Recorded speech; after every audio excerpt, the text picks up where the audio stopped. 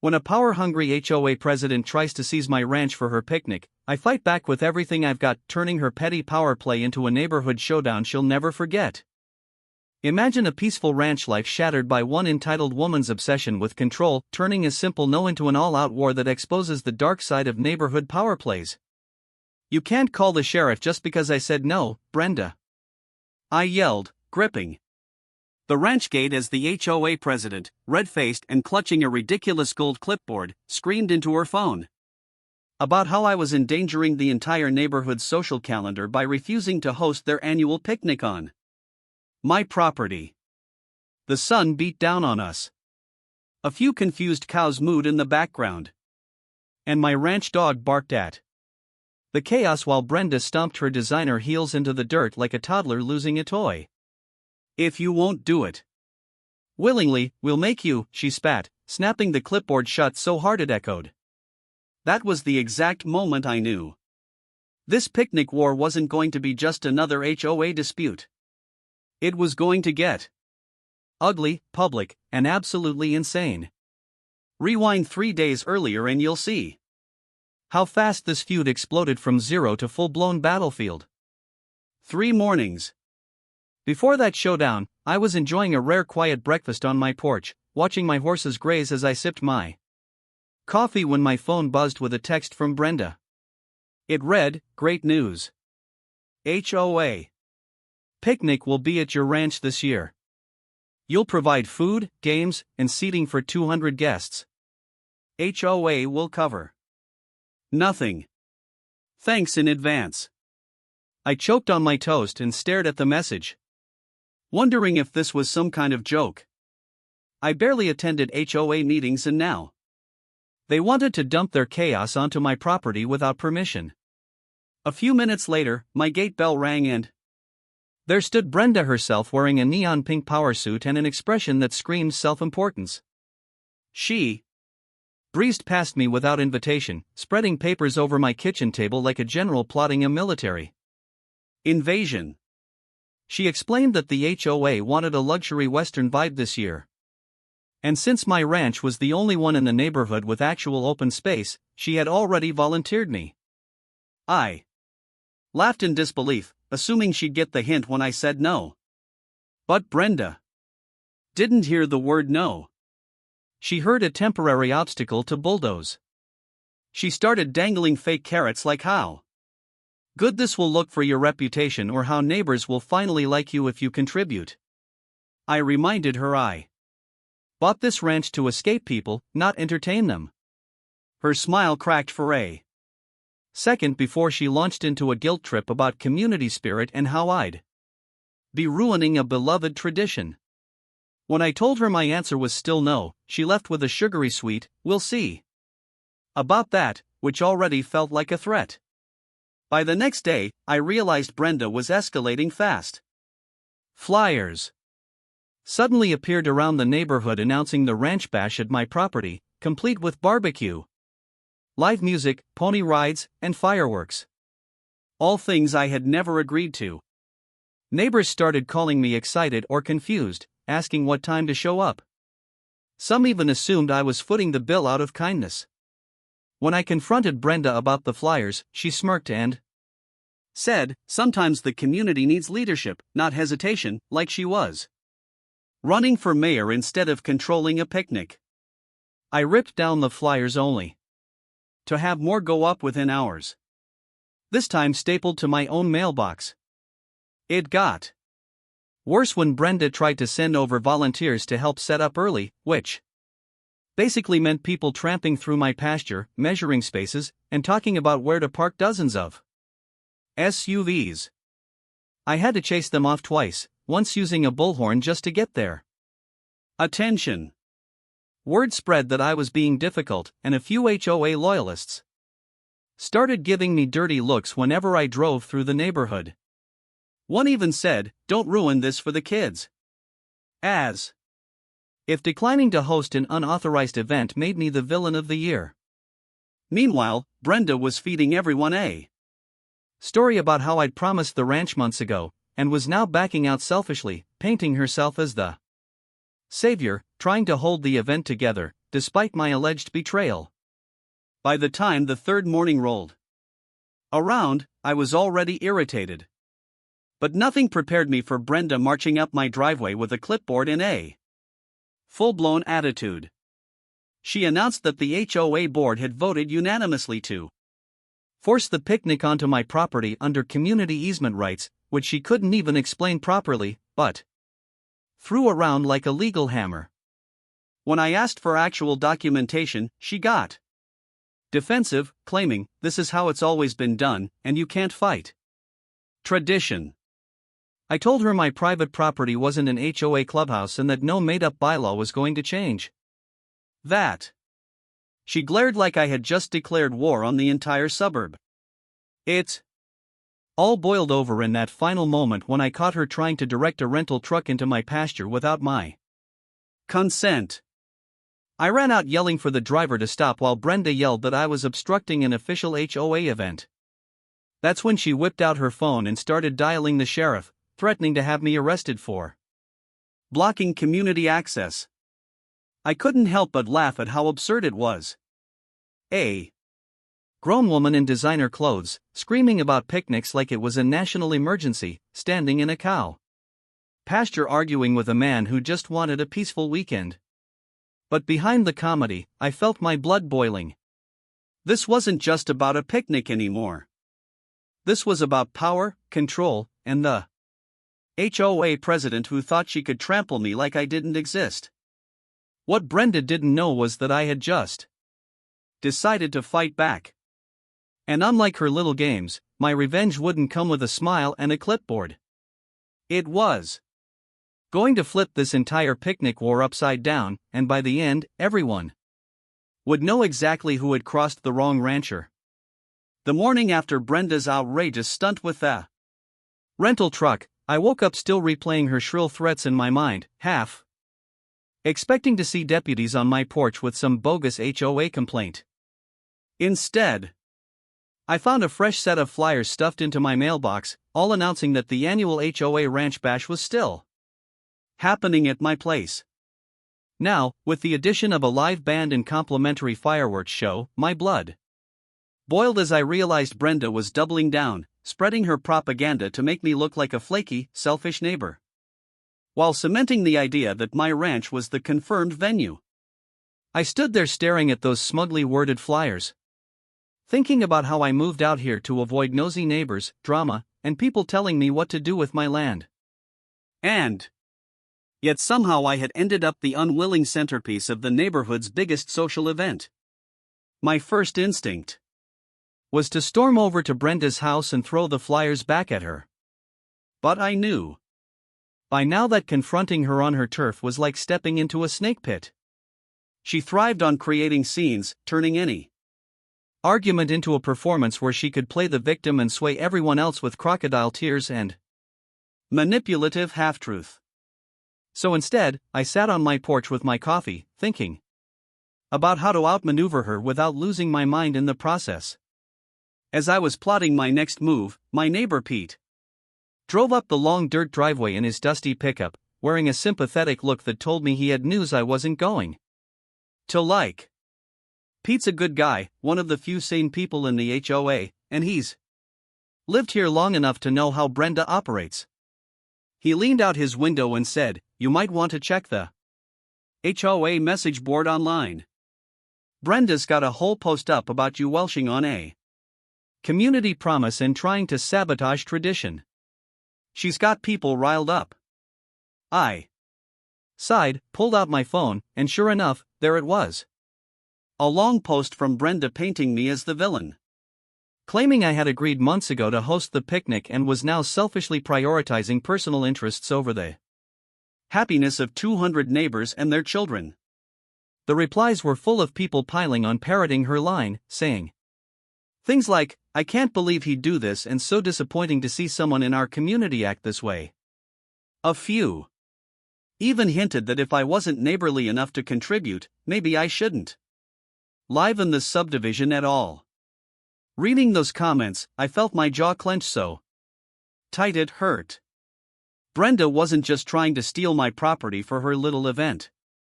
she was trying to ruin my reputation and turn everyone against me.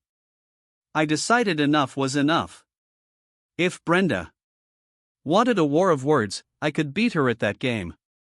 I drafted a reply that was short and to the point, explaining that I had never once agreed to host, that my property was private and not HOA common ground, and that anyone attempting to trespass would be turned away. I hit post, sat back, and waited for the fallout. Within minutes, Brenda swooped in with another manipulative response, dripping with fake sweetness, claiming there had been a misunderstanding, but that she was only trying to bring joy to the community and hinting that I must be under stress to react this way. She painted herself as a martyr and me as an unstable, selfish man lashing out over nothing. The comments poured in again. Some siding with her, others starting to ask why the HOA president was planning an event on someone's property without consent. The thread devolved into chaos, and I knew then this wasn't just about principle anymore. Brenda was building an army of HOA loyalists to force her will onto my ranch.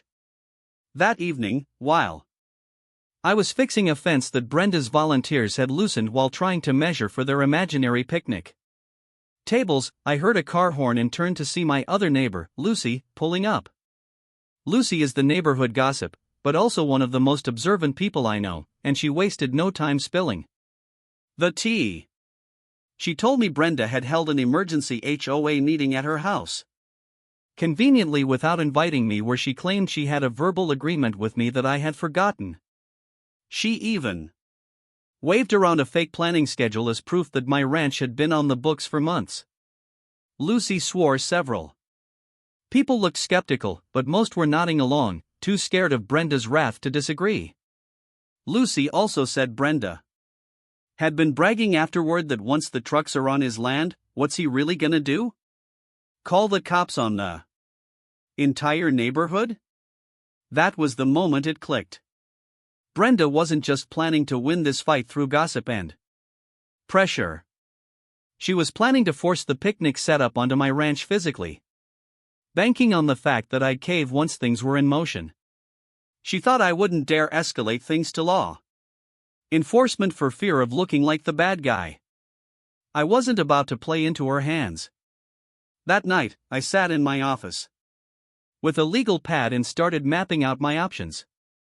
I called the county office to double-check property laws and easements, and they confirmed what I already knew. My land was entirely private, and the HOA had no rights to use it without explicit written permission. But they also said that if people entered en masse, it would take time to remove them legally, and by then the damage might already be done. I realized I had to stop Brenda before the first truck ever rolled past my gate again. I spent half the night brainstorming, flipping between frustration and grim amusement at how absurd this had gotten. A picnic shouldn't feel like a hostage negotiation. Yet, here I was, treating it like a tactical operation. The next day, I drove into town and started making some quiet arrangements. I bought a few heavy-duty chains and locks for my gates, posted fresh private property, no trespassing signs, and even called up a friend who owned a couple of large, intimidating-looking cattle that could serve as natural security if anyone got bright ideas about wandering into my pasture. I was preparing for a siege, and while it felt ridiculous, I knew Brenda well enough to expect the worst. My suspicions were confirmed that afternoon when I saw her standing on the sidewalk with a group of HOA diehards, pointing at my property like a general briefing troops before a battle. I could only imagine what lies she was spinning this time, probably promising them a magical country picnic while plotting to bulldoze through my boundaries in the name of community bonding. That night, as I sat on my porch watching the sun dip below the horizon, I felt a mixture of anger, determination, and a touch of dark humor. This whole situation was insane. Grown adults losing their minds over potato salad and lawn games, willing to commit what amounted to a neighborhood invasion just to get their way. But beneath the absurdity was a hard truth. Brenda had decided my home, my sanctuary, was hers to control, and she was pulling every dirty trick to make it happen. I wasn't just fighting for a weekend of peace anymore. I was fighting to stop a precedent that would let the HOA president dictate what I could and couldn't do on my own land. The line had been drawn, and if Brenda thought I was bluffing about holding it, she was in for a rude awakening. By the third morning of this bizarre battle, I woke to find a new level of madness brewing just beyond my property line. Through the dusty window of my kitchen, I could see Brenda standing on the shoulder of the road with two men I didn't recognize. All of them wearing matching HOA polo shirts as if they were on some official government assignment. One of the men was holding a clipboard. The other had a measuring wheel, and Brenda was gesturing wildly toward my fence as though planning a military campaign. I could barely hear their conversation, but every so often, Brenda's high-pitched voice cut through the morning air with words like entrance point, tent layout, and stage area, which made me grip my coffee mug tight. Enough to crack it. She wasn't slowing down. She was escalating again, trying to formalize her insanity, as if dressing it up in paperwork and fake authority would make it legal. I threw on my boots and strode out to the gate, determined to stop whatever stunt she was pulling this time before it grew into another nightmare of trespassers marching all over my property. As I approached, Brenda turned with her signature plastic smile, the kind that hides venom under a layer of saccharine sweetness. "Good morning, neighbor," she chirped, waving as if nothing was wrong. "We're just finalizing the logistics for this weekend, so everything runs smoothly." I held up my hand, cutting her off mid-breath. "There is no event this weekend. Not here." "Not ever," I said sharply, locking eyes with her. She tilted her head in that condescending way she has, the way people do when they think you're a child who doesn't understand the rules. "Oh, you're still upset," she cooed. "But you'll feel so much better once you see how happy this makes everyone. It's really for the children." That line made my blood boil. The way she constantly used kids as her human shield, as if any objection to her nonsense was a personal attack on the neighborhood's youth.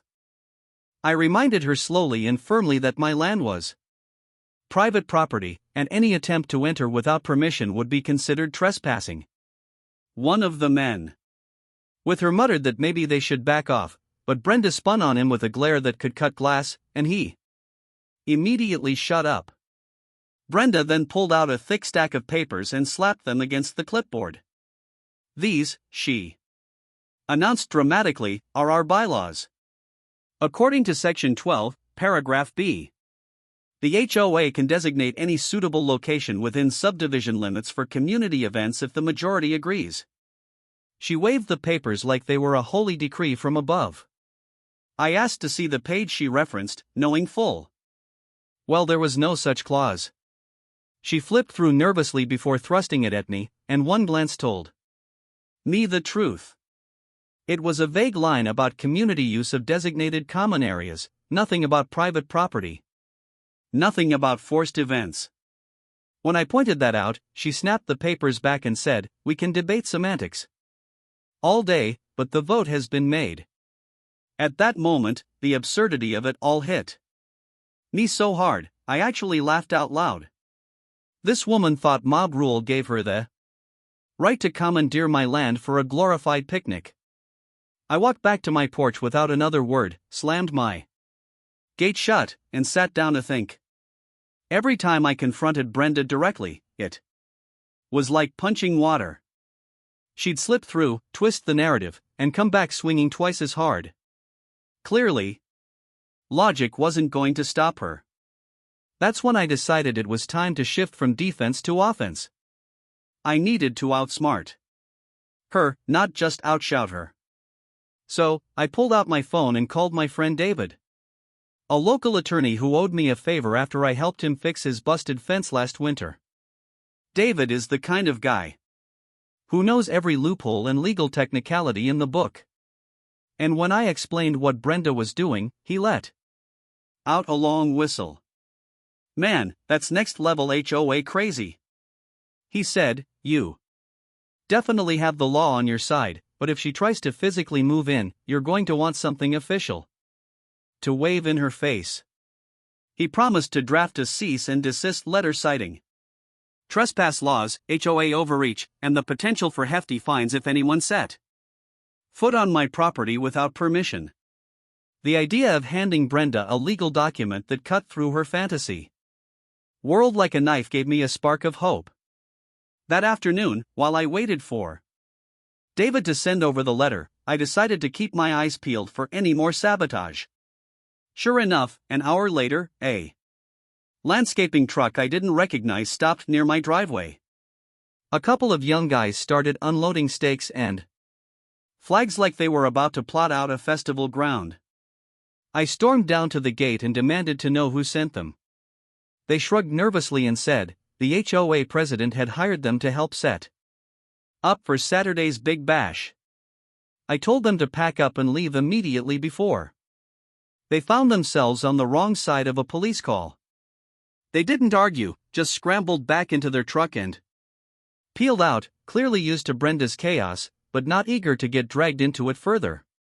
Watching the dust trail disappear, I realized just how close Brenda was to pulling this off through sheer brute force, and it hardened my resolve.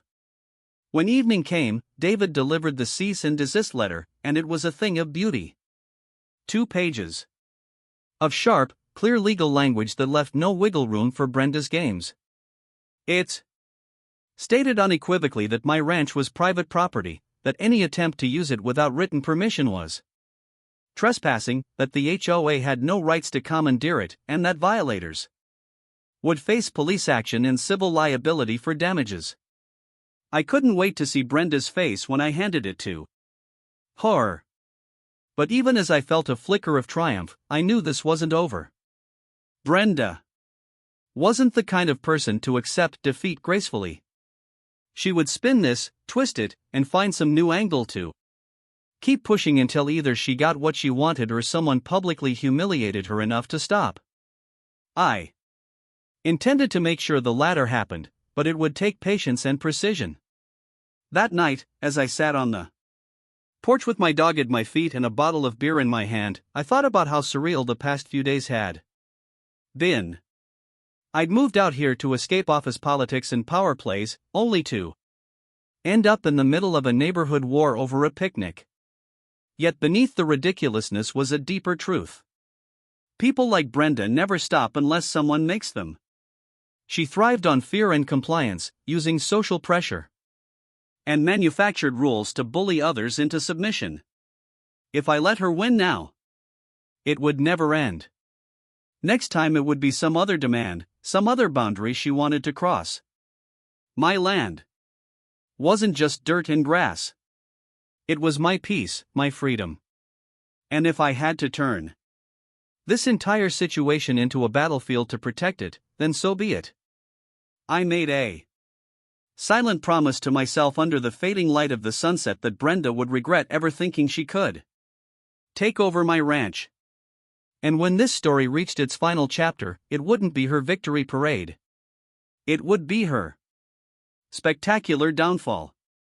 The next day began with the kind of false calm that always means trouble is on the horizon.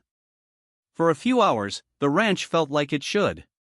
Quiet, steady, my horses grazing in the pasture while my dog chased birds, no strange vehicles lurking on the road, no HOA soldiers creeping around with measuring wheels. I almost let myself think that Brenda had finally gotten the message after receiving David's letter. But just before noon, my phone started buzzing nonstop with texts from neighbors. Some were apologetic, others curious, a few downright hostile. They were all reacting to a brand new post Brenda had made on the HOA message board claiming I had threatened the community with legal action for wanting to celebrate together and that I was holding the picnic hostage unless the HOA paid me. She painted me as some greedy, unstable rancher trying to extort my neighbors for using my land, conveniently leaving out the part where I had never agreed to host anything. The comments section was a battlefield of people either cheering Brenda on or questioning why a private citizen should be forced to sacrifice their property for a party. It was clear. Brenda's goal wasn't just to take over my ranch anymore. She was trying to destroy my standing in the neighborhood. So badly that I'd have no allies left when she made her next move. Fueled by anger, but determined not to let her pull me into another one of her public spectacles, I printed out several copies of the cease and desist letter and drove straight to Brenda's house. I knew if I didn't confront this latest stunt head-on, she would twist the story further, and by the end of the day, people would be talking about me like I was some villain charging rent for breathing. When I arrived, Brenda was outside in her garden, wearing a wide-brimmed hat and fake smile, chatting loudly with two other HOA board members as if she had nothing to hide. The second she saw me walking up the driveway with papers in hand, her smile faltered for a moment before snapping back into place. "Oh, here comes our reluctant host," she said with mock cheerfulness loud enough for her audience to hear. I ignored the bait, handed her the document, and told her calmly that this was a legal order to stay off my property, that the picnic was not happening on my land, and that any attempt to set foot on it without my permission would be met with police action. Brenda's face twitched as she read the first few lines, her perfectly manicured nails trembling slightly as she realized this wasn't just a bluff. But then she looked up, plastered on that fake grin again, and said sweetly, "Oh, honey, you don't want to escalate things like this. It's bad for everyone's reputation, especially yours." I locked eyes with her and replied that my reputation wasn't her toy to play with, and that if she continued spreading lies about me, I'd add defamation to the lawsuit. That finally cracked the mask. For a split second, the real Brenda peeked through, furious and cornered before she smoothed herself out and turned to her board members to mutter something about miscommunications. I left before she could spin it into another scene. But I could feel her eyes burning into my back, plotting the next round of this ridiculous war. As I drove home, my phone buzzed with a text from Lucy, who had been eavesdropping on Brenda's backyard conversations from across the fence. She said Brenda was furious, ranting about how I was ruining the community's biggest event in decades, and that she had one last plan: to make sure the picnic went ahead on my property no matter what. That set my nerves on edge because Brenda wasn't the type to make idle threats. When she said she had a plan, it meant she was already moving pieces on the board. I spent the afternoon preparing for whatever chaos was coming next. I reinforced my gates with the new chains and locks I'd bought, set up cameras at every possible entry point, and even moved my cattle closer to the front pasture just to make the land look less inviting to outsiders. I wasn't sure if Brenda would try another volunteer invasion, sneak in rental trucks after dark, or pull some legal stunt to twist the HOA bylaws in her favor. But I wasn't about to be caught unprepared. As the sun dipped lower, Pete stopped by again, shaking his head with a look that was equal parts sympathy and disbelief. He told me Brenda had been going door to door, claiming I'd lost my temper completely, and that it might be best for the HOA to step in for the safety of the community. According to Pete, she was trying to get signatures on a petition that would supposedly give her emergency authority to use my land for the picnic since I was being irrational. I laughed in disbelief at the audacity of it, but there was nothing funny about how many people were signing just to avoid Brenda's wrath. She was leveraging fear and gossip to rally the neighborhood like a mob. And if I didn't outmaneuver her soon, she might have enough people convinced to try something drastic. That night, after making sure every inch of my property was locked down, I sat on my porch thinking about how absurd it all was. A grown woman was trying to commandeer my home, weaponizing lies and social pressure, all for a glorified barbecue.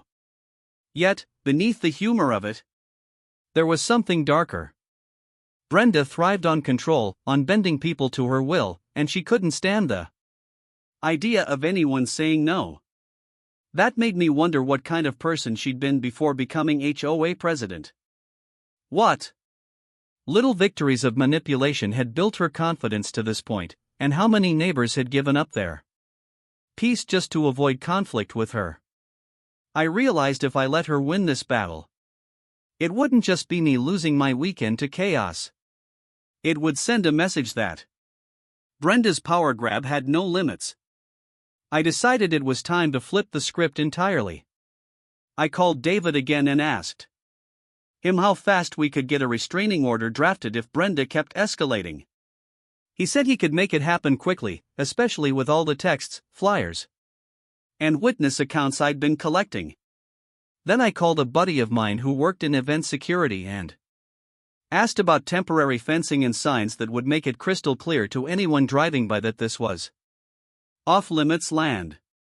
Finally, for good measure, I called the sheriff's office and explained the situation in advance, making sure they knew what was happening in case Brenda tried to spin things when the inevitable confrontation came. The deputy I spoke to sighed heavily and said they dealt with Brenda before on other overzealous HOA matters and that if she crossed my fence line again, they'd back me up immediately. By the time I went to bed that night, I had a plan. No more reacting to Brenda's games. No more waiting for her next move. The picnic wasn't going to happen here. Not through force, lies, or fabricated bylaws. If Brenda wanted a war, I was going to give her one. But on my terms, with every legal, logistical, and strategic angle covered. The funny part was, I didn't want this fight, I never did. But somewhere along the way, it had become bigger than just one picnic. It had become a standoff between one man who wanted peace and one entitled president who thought control over others was her birthright. The only question now was how far Brenda was willing to go before this all came crashing down on her head. Something told me we were about to find out very soon. And when the showdown came, it would be loud, messy, and unforgettable for everyone in the neighborhood. The next morning, I woke to the sound of distant voices and the unmistakable rumble of a large vehicle on the road near my property.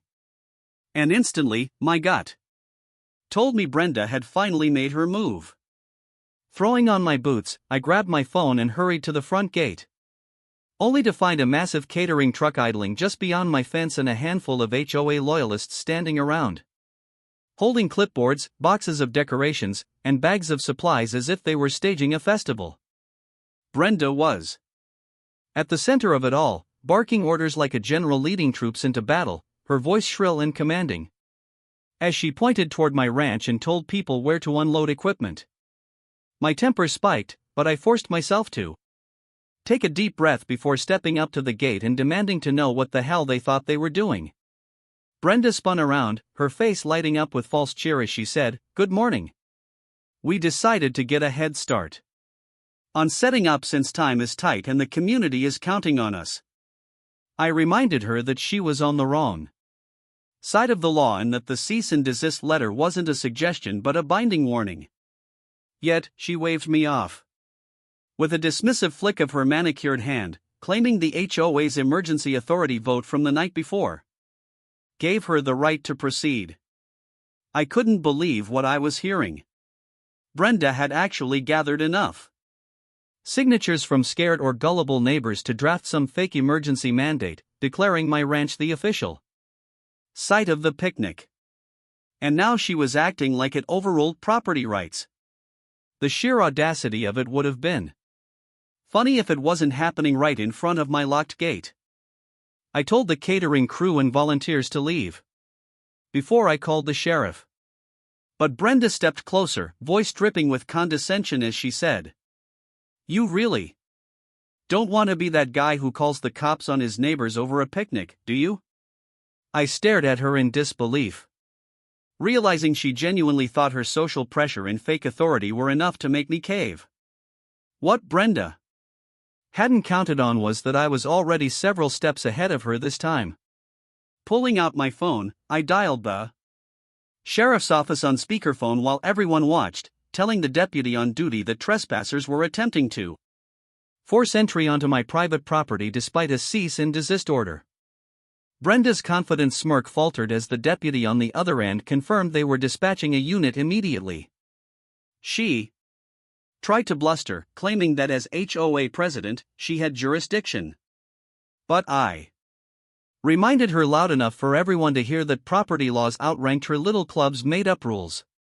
A couple of the so-called volunteers shifted uneasily, clearly realizing they were in over their heads, and a few even backed away toward their cars, mumbling excuses about needing to be elsewhere. Brenda's eyes darted nervously, but she doubled down, insisting they had community rights to my land and that the sheriff would sort out the confusion in their favor. Within 20 minutes, a patrol car rolled up, lights flashing, and the deputy stepped out with a serious expression that immediately silenced the crowd. I handed him a copy of the letter David had prepared and explained everything from the unauthorized flyers to the trespassing attempts. And now this attempted forced setup. Brenda started her usual victim routine, claiming there had been a huge misunderstanding, that I had promised the property verbally, that I was lashing out irrationally, and that she was just trying to protect tradition. The deputy didn't buy a word of it. He warned her in no uncertain terms that private property rights were not optional, that the HOA had zero legal standing to commandeer my land, and that if she or anyone else crossed my fence line, they would be arrested for trespassing and potentially charged for harassment as well. Brenda's face flushed to deep crimson as she tried to argue, but eventually fell silent, seething with barely contained fury, while the rest of her crew scattered like leaves in the wind. The catering truck left, the decorations were hauled away, and I finally felt like I'd won a round in this exhausting battle. But even as the deputy drove off and I watched Brenda stomp away in defeat, I knew it wasn't over. People like Brenda don't process loss like normal human beings. They stew in it, plot revenge, and wait for the next opening to strike back. Sure enough, only a couple of hours later, I got a call from Lucy, who breathlessly reported that Brenda was rallying her remaining loyalists for a special HOA meeting that night, where she intended to vote on issuing me a formal community conduct violation for being uncooperative and hostile. Apparently, she wanted to fine me for every day I refused to host the picnic, using the HOA's penalty system as a weapon to punish me financially since she couldn't force me physically. I almost laughed out loud at the sheer pettiness of it.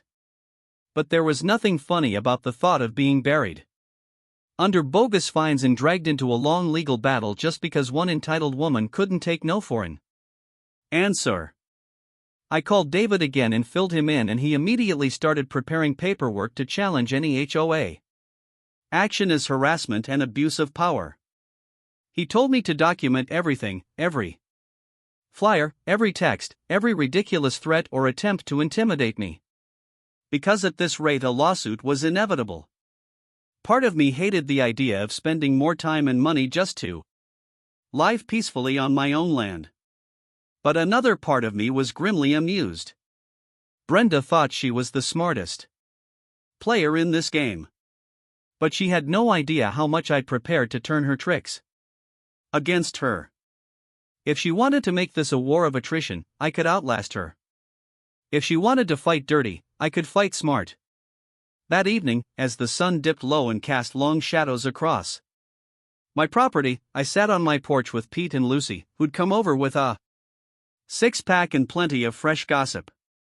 They told me Brenda was spiraling, ranting about how I'd humiliated her in front of the neighborhood by involving law enforcement and threatening to destroy everything she'd built as HOA president. Pete shook his head and said he'd never seen someone so obsessed with controlling others. And Lucy admitted she'd overheard a few neighbors whispering that Brenda might finally have gone too far this time. It felt good to know not everyone had bought into her lies, but I also knew fear made people fickle. If Brenda came back swinging with more false stories or promised retaliation, plenty of folks would fall back in line just to avoid becoming her next target. The day after Brenda's humiliating defeat with the sheriff should have felt like victory, but I woke up knowing this war wasn't over. Brenda wasn't the kind of person who accepted reality. She twisted it until it bent to her will, and she was already moving her pieces for the next attack. By mid-morning, I had proof. A neighbor I barely knew sent me an anonymous text saying that Brenda had been going house to house the previous night, telling everyone that I had threatened the sheriff into siding with me, that I was dangerous, unstable, and unfit to live in a community.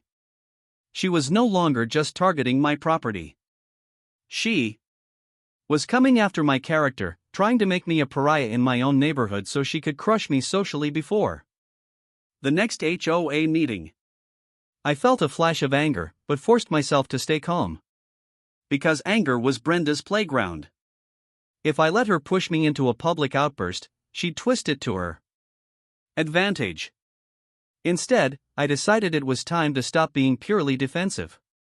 Brenda had declared a social war, and if I wanted to end this once and for all, I had to hit her where it hurt most, her reputation and her grip on the HOA throne. I spent the morning gathering every shred of evidence I had.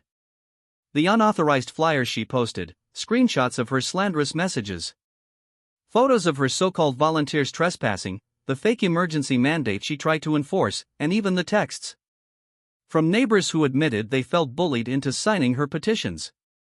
David helped me draft a meticulous timeline of her harassment. Each incident documented with dates, witnesses, and proof that she had abused her power as HOA president to target me personally and spread lies throughout the community. Once the file was ready, we decided the best strategy wasn't to go straight to court yet, but to bring the fight to the very heart of Brenda's empire. The next HOA meeting, where she planned to slap me with fake fines and rally her loyalists. If Brenda wanted a public spectacle, I'd give her one. But this time, I'd have the truth on my side and the element of surprise. That evening, I prepared like I was going into battle. I knew Brenda would come armed with her usual arsenal of half-truths, emotional manipulation, and crocodile tears. But I had something she couldn't fake. Cold, hard evidence. Lucy and Pete promised to come for support. And even a few other neighbors quietly told me they were sick of Brenda's antics, but too scared to speak up alone. My plan was simple. Let Brenda start her show, let her feel confident and untouchable, and then drop the hammer in front of everyone, exposing not just her lies about me, but the entire pattern of abuse she'd inflicted on the neighborhood for years. When I walked into the meeting hall that night, the air was thick with tension.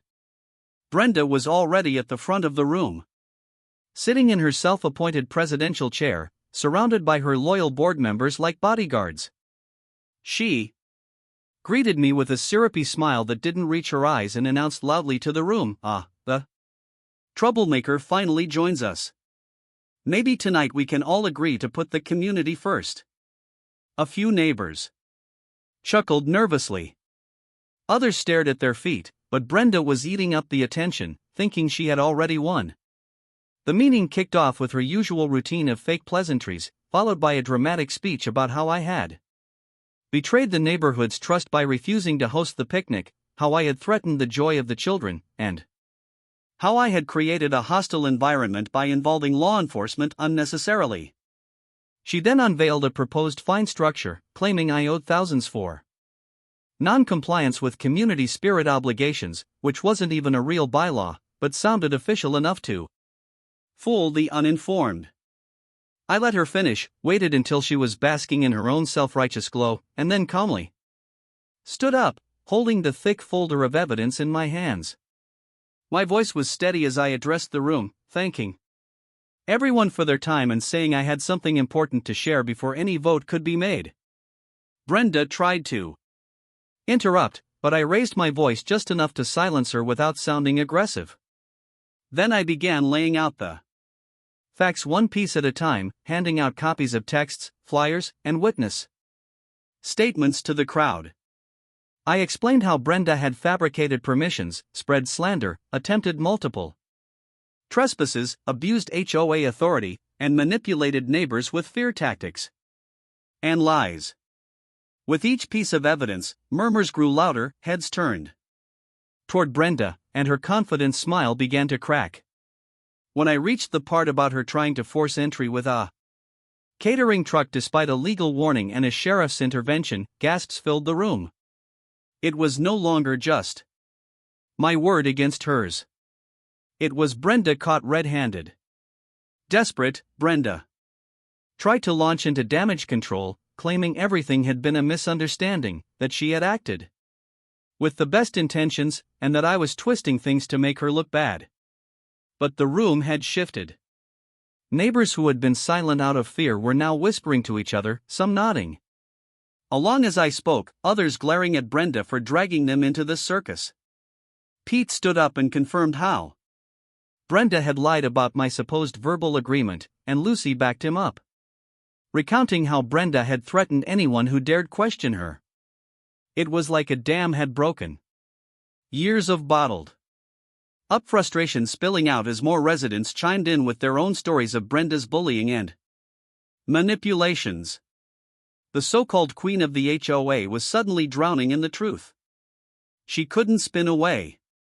By the time I finished, Brenda looked like a cornered animal, red-faced, fuming, but too outnumbered to lash out.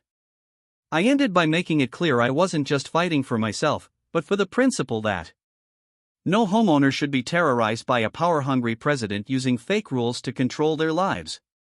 I stated plainly that if any more harassment came my way, I was prepared to take legal action, not just against Brenda, but the entire board for enabling her. The room fell silent for a beat and then someone clapped. Soon others joined in, a ripple of applause growing into a chorus that left Brenda sitting frozen in her chair, humiliated in the very arena she once ruled. That night, walking out of the meeting hall, I felt lighter than I had in days. The picnic battle wasn't officially over yet, but Brenda's iron grip on the neighborhood had cracked wide open, and people were finally seeing her for what she was. Pete slapped me on the back and said, "You just did what nobody else had the guts to do." And Lucy grinned, saying the HOA had finally been put in its place. But even as I smiled back, part of me stayed cautious. Brenda wasn't done. Not yet. People like her never quit quietly. She'd lick her wounds, regroup, and come back swinging. Only this time, I'd be ready for whatever desperate stunt she tried next. Because now I had allies, evidence, and the momentum on my side. The war for my ranch wasn't just about a picnic anymore. It had become a turning point for the whole community, and the final act was yet to come. The following week felt like living in the eye of a storm, deceptively calm, but with tension hanging thick in the air. Because everyone knew Brenda wasn't going to let her public humiliation be the last word. For a few days, she stayed quiet. No new posts on the HOA board, no flyers, no mysterious trucks idling outside my gates, and I almost believed she had finally realized she'd lost. But Brenda wasn't built to lose gracefully. And it was Lucy who first tipped me off that she was hatching one final desperate move. According to her, Brenda had been overheard on the phone with someone from outside the neighborhood making arrangements for what she called a private event on my ranch that didn't need HOA approval. My stomach dropped as I realized what that meant. Brenda was trying to sneak around the entire legal battle by hiring outsiders, maybe even professionals, to crash my property and set up her precious picnic, banking on the chaos happening too fast for me to stop it. It was one last power grab, a reckless gamble to prove she could do whatever she wanted, even if it meant breaking every rule in the book. I wasn't surprised, but this time I wasn't going to wait for her to make the first move. I was going to end this once and for all. I spent the next 2 days preparing for the final showdown, pulling every string I could. David helped me get a temporary restraining order expedited, specifically naming Brenda and any associates she tried to send onto my property. The sheriff's office promised to keep a patrol car close by over the weekend. I had Pete and a few trusted neighbors on standby as witnesses. And I even borrowed portable fencing from a friend to double fortify my gates and make it physically impossible for anyone to drive a truck or trailer onto my land without heavy equipment. And because Brenda thrived on spectacle, I decided that if she wanted an audience for her last big act of defiance, I'd make sure the whole neighborhood was there to see her fail. Lucy helped spread the word quietly that something big was about to go down. And by Saturday morning, several neighbors were innocently walking their dogs or jogging past my property, curious to see what Brenda would try next. Sure enough, just before noon, a convoy rolled down the road toward my ranch. At the front was Brenda's SUV, followed by a rental truck, plastered with a party company logo, a trailer carrying tables and tents, and a few cars of die-hard supporters who hadn't yet realized they were following a sinking ship. Brenda emerged dressed like a queen hosting a royal gala in a bright red dress and a pearl necklace, clipboard in hand, barking instructions as if she were leading a legitimate event setup. She didn't even look at me, standing by the locked gate. In her mind, this was already a victory parade. But as soon as her crew tried to move toward my fence, I stepped forward, holding up the freshly stamped court order and announcing loud enough for everyone to hear that they were about to commit a crime. The sheriff's patrol car pulled up right on cue, lights flashing, and 2 deputies got out, making it clear this wasn't just a neighborly spat anymore. Brenda froze, her confidence wobbling for the first time as the deputies approached. She tried her usual tactics, crying about how I had ruined everything, accusing me of being heartless, claiming the whole neighborhood deserved this tradition. But the deputies weren't buying it. They read the order aloud, warned her that any attempt to trespass would result in immediate arrest, and asked her to explain why she was trying to organize a private event on someone else's land without consent. Brenda's face turned red, then pale, then red again as the watching neighbors whispered and took out their phones, recording every second. She tried to blame a miscommunication, tried to say the rental company had made a mistake, but the truth was laid bare for everyone to see. Brenda had planned a full-scale invasion of my property, ignoring the law, the sheriff, and even the HOA rules. She claimed to uphold, all because her ego couldn't handle losing. When the deputies finally told her to either pack up and leave or face charges, Brenda exploded in a tantrum that would have been funny if it wasn't so pathetic. She screamed about ungrateful neighbors, about how nobody appreciated her hard work, about how she was the only one who kept the community alive while everyone else sat on their lazy porches.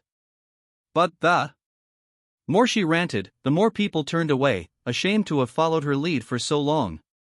Even her loyal board members slipped back into their cars, unwilling to be dragged down with her.